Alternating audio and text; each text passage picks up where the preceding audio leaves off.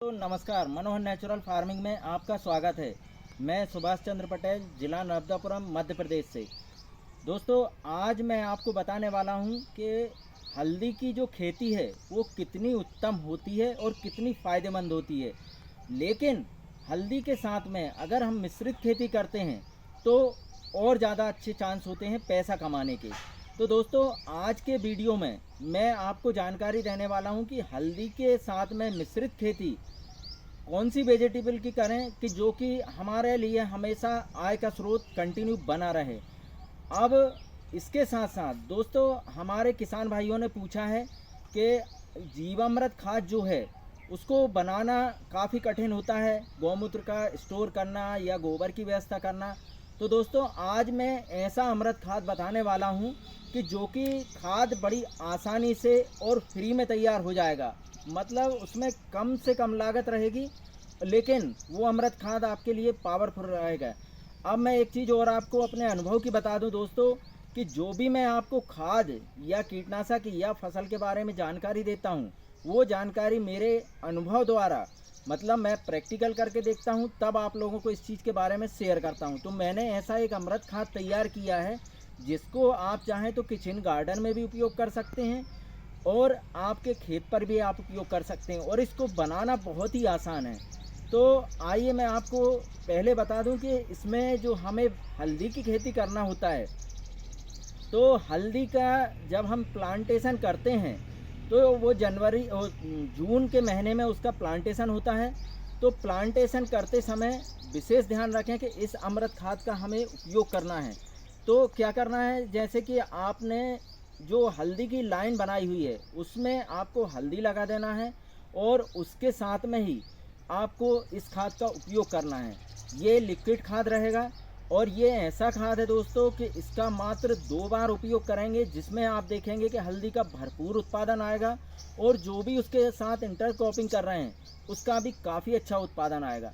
तो दोस्तों, ऐसा खाद है कि आपको इसमें जो गुणवत्ता भी बढ़िया रहेगी, आपकी मिट्टी का भी परिवर्तन होगा और आपकी बचत भी होगी, और साथ ही साथ इसमें आपकी जो मिट्टी की उर्वरक शक्ति है वो 2 से 4 गुनी बढ़ती जाएगी। तो आपको विशेष ध्यान रखना है कि इस खाद का उपयोग करना है। अब मैं आपको बता रहा था कि जून के महीने में आप हल्दी लगा दें और उसके साथ में इस अमृत खाद का उपयोग करें।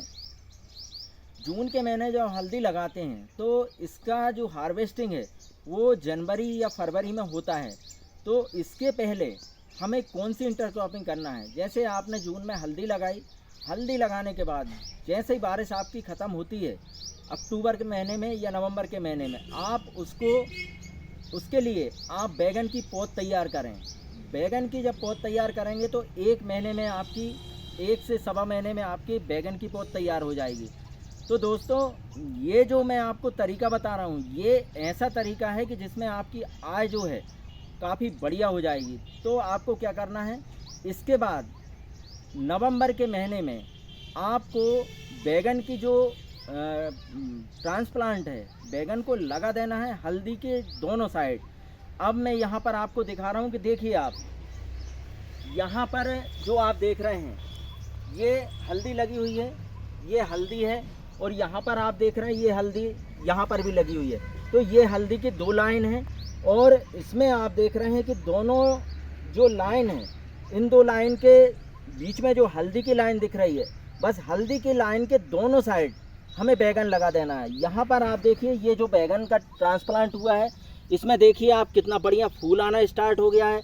पत्ते में किसी भी प्रकार का कोई रोग नहीं है, इसमें किसी भी कोई कीटनाशक, रासायनिक खाद, किसी का भी कोई उपयोग नहीं है। उसके बावजूद आप देखेंगे कि पौधा कितना बढ़िया स्वस्थ है और इसमें इसकी ग्रोथ जो है वो भी काफ़ी अच्छी है। तो अब इस तरीके से आप देख रहे हैं। तो अभी जैसे जनवरी, आज 31 तारीख है, आज हमारे यहाँ हल्दी की हार्वेस्टिंग भी चल रही है। तो हार्वेस्टिंग में आप देखेंगे कि इसका जो उत्पादन है हल्दी का वो भी बढ़िया आ रहा है, और बैगन की जो कंडीशन है, जैसे अभी जनवरी लास्ट में इसका फूल आना स्टार्ट हो गया है, तो निश्चित है इसका फरवरी से उत्पादन स्टार्ट हो जाएगा बैगन का। तो दोस्तों, हल्दी भी आपकी निकल जाएगी और दूसरा उत्पादन भी आपका स्टार्ट हो जाएगा। तो ये क्या है, फरवरी, मार्च, अप्रैल, मई और जून तक 4 से 5 महीने तक आप बैगन का उत्पादन ले लें। और बैगन के उत्पादन के बाद फिर से आप नेक्स्ट ईयर के लिए आप जून में हल्दी का प्लांटेशन कर दें। अब यहाँ पर जो मैं आपको उत्पादन दिखाने वाला हूँ दोस्तों, ये देखिए, आप जो 2 बैगन की लाइन के बीच में जो हमने हल्दी लगाई हुई थी उसका आप हार्वेस्टिंग देखें। ये देखें आप किस तरीके का चल रहा है, कितना बढ़िया इसका हार्वेस्टिंग है और इसमें जो उत्पादन है काफ़ी अच्छा निकल रहा है। और यहाँ पर आप देखिए, ये देखें आप, ये हल्दी का उत्पादन जो देख रहे हैं आप, ये एक पौधे का ही उत्पादन है जो कि काफ़ी बढ़िया है। आप 1.5 से 2 किलो के आसपास इसका उत्पादन आ रहा है। गठान जो है काफ़ी अच्छी मोटी भी है। तो ये जो तरीका है हल्दी का और बैगन की मिश्रित खेती करने का, ये सबसे अच्छा और सबसे बेनिफिट तरीका होता है। अब मैंने जैसे आपको बताया कि आप हल्दी के लाइन में दोनों साइड आप बैगन लगाएंगे। अब दोस्तों यहाँ पर भी आप देख रहे हैं, जैसे हल्दी की ये 2 लाइन है, उसके बाद हल्दी के दोनों साइड बैगन लगा हुआ है। अब जो बीच में जो खाली जगह दिख रही है, इस खाली जगह में आप चाहें तो बारिश के बाद इसमें मेथी का उत्पादन ले सकते हैं। तो आप ही देखेंगे कि कम जगह में एक ही जगह पर 3-3 फसलों का आप उत्पादन ले सकते हैं। क्योंकि जब हम बैगन की पौध तैयार करते हैं तो उसमें 1 से 1.5 महीना लग जाता है। इस बीच में अगर आप मेथी का उत्पादन लेते हैं तो मेथी के उत्पादन में क्या होगा कि आपकी जो मेथी है मात्र 20 से 25 दिन में ये इसकी हार्वेस्टिंग हो जाती है। तो आप चाहें तो बैगन के साथ में, हल्दी के साथ में मेथी का उत्पादन 2 बार भी ले सकते हैं अगर आपकी टाइमिंग सही है तो। क्योंकि दोस्तों हम जानते हैं कि जो खेती होती है वो खेती एक केवल टाइमिंग की होती है। अगर आपने टाइम पे उसका मेंटेनेंस कर लिया तो आप देखेंगे उत्पादन भी काफ़ी बढ़िया आएगा। तो ये एक ऐसा तरीका है जिसमें कि कम जगह में अधिक उत्पादन। अब मैं आपको, जैसा कि मैंने बताया कि मैं एक जो खाद मैंने अमृत खाद तैयार किया है उसको आप लोग भी आसानी से कर सकते हैं। उसमें किसी गौमूत्र की आवश्यकता नहीं है, ना ही आपको गोबर स्टोर करने की आवश्यकता है और ना ही आपको 4-5 चीज़ें एकत्रित करने की आवश्यकता है। तो चलिए मैं आपको दिखाता हूँ कि वो खाद आपको किस तरीके से तैयार करना है। अब दोस्तों यहाँ पर जो आप देख रहे हैं ये 200 लीटर का ड्रम है और इस ड्रम में ही आपको तैयार करना है। अब मैं एक चीज आपको बता दूं कि अगर आपको ज्यादा मात्रा में या आपके फार्म हाउस पे इस खाद का उपयोग करना है तो आप 200 लीटर में बनाएं, और अगर आपको किचन गार्डन में उपयोग करना है तो आप 10 लीटर का ड्रम भी ले सकते हैं, उसके लिए भी आप तैयार कर सकते हैं। अब मैं आपको इसका जो बनाने का तरीका है वो 200 लीटर का बनाने का बता रहा हूं आपको। अब आपको अगर 10 लीटर बनाना है तो उस हिसाब से आप उसको डिवाइड कर लेंगे। तो दोस्तों यहाँ पर हमें क्या करना है कि ये 200 लीटर का जो ड्रम है इसमें हमें 180 लीटर या 200 ही लीटर आप पानी ले सकते हैं। और 200 लीटर पानी भर के इसको क्या है, फिर इसमें आपको उपले चाहिए जिसको हम हमारे यहाँ पर कंडे बोले जाते हैं। तो यहाँ पर मैं आपको दिखा रहा हूँ, ये देखें आप, ये जो उपले हैं, ये जो कंडे हैं, ये देसी गाय के गोबर के हैं। अगर आपको सुविधाजनक ये उपले देसी गाय के उपलब्ध हो जाते हैं तो आप इनको ले लें, और अगर देसी गाय के नहीं होते हैं तो केवल गोबर के उपले भी आपको चल जाएंगे। तो इसकी एक विशेषता है दोस्तों, और इसका विशेष ध्यान रखें कि अगर 1 साल पुराना कंडे हैं, उपले हैं, तो ज्यादा फायदेमंद है, और नहीं तो 6 महीने तक का भी आपको कंडा चल सकता है, और आप 3 महीने तक का भी आप यूज कर सकते हैं। इसका फायदा यह है कि ये जितना ज्यादा पुराना होगा उतना ही पावरफुल होगा।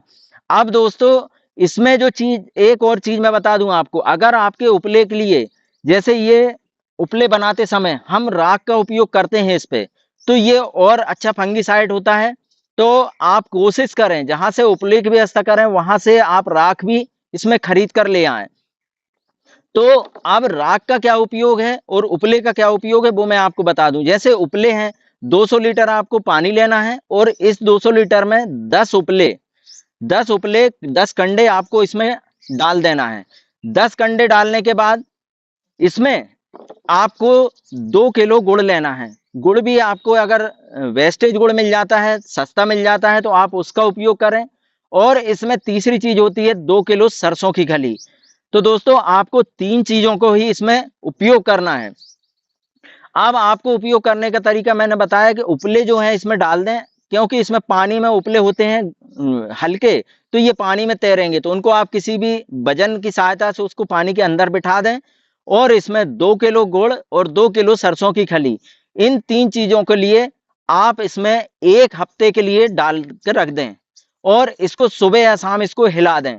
तो क्या होगा कि 1 हफ्ते में ही आपका खाद तैयार हो जाएगा। और दोस्तों, अमृत खाद है, ये मेरा खुद का अनुभव है जो मैं आज आप लोगों के लिए शेयर कर रहा हूं। आप इसका विशेष ध्यान रखें कि इसको छाया वाली जगह पर ही आप उपयोग करें। जो ड्रम है आपका, छाया वाली जगह पर ही आप इसको रखें। यदि छाया नहीं है तो आप उसको नेट से छाया बनाकर ही आप इसका उपयोग करें।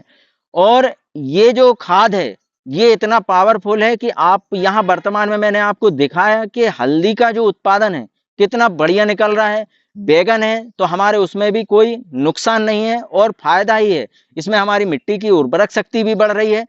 अब दोस्तों, जब पौधे हो या आपके जो कंद वाली फसलें हो, हम इसको अगर अच्छा खाद देते हैं तो मेरा अनुभव मैं आपको बता रहा हूं कि इसमें रोग भी बहुत ही कम आते हैं।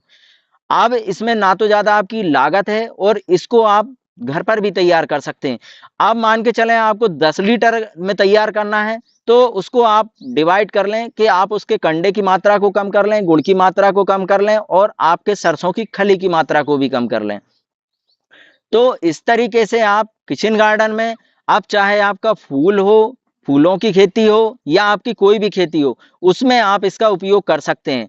तो हमारे किसान भाइयों ने मेरे से प्रश्न किया था कि हमें इन चीजों का स्टोर करने में दिक्कत आ रही है, तो हम जीवामृत खाद कैसे तैयार करें। तो जीवामृत खाद, ये एक अमृत खाद मैंने आपको बताया कि इस तरीके से आप आसानी से, उपले भी आपको आसानी से मिल सकते हैं। हाँ, अब मैंने आपको बोला है कि राख का क्या उपयोग है। दोस्तों, जब भी आप इस खाद का उपयोग करें, उस समय अगर आप राख सुविधा से मिल जाती है तो आप हल्दी लगाते समय, बैगन लगाते समय इस खाद को डालें और उसके बाद उस पर राख का छिड़काव कर दें उस जगह पर जहां पर आप प्लांटेशन कर रहे हैं। तो आप देखेंगे कि जो जमीनी रोग होते हैं वो उनसे सुरक्षा करता है और उन पौधे को किसी भी प्रकार से कोई नुकसान नहीं होने देता है। जैसा कि हम जानते हैं दीमक भी अटैक करती है जब हम गोबर के खादों का उपयोग करते हैं, तो राख अगर आप डाल के रखेंगे तो इसमें किसी भी प्रकार से कोई जमीनी रोग नहीं लगेगा। अब दोस्तों, मैंने आज आपको बताया कि हल्दी की खेती के साथ आप 2 से 3 फसलें कैसे इंटरक्रॉपिंग कर सकते हैं। उसके अलावा मैंने जो अमृत खाद का अपना अनुभव शेयर किया वो आपको कैसा लगा, कमेंट बॉक्स में अवश्य बताएं। और साथ ही साथ मेरा एक आपसे निवेदन है कि मेरे वीडियो को ज्यादा से ज्यादा शेयर करें, लाइक करें, सब्सक्राइब करें। धन्यवाद।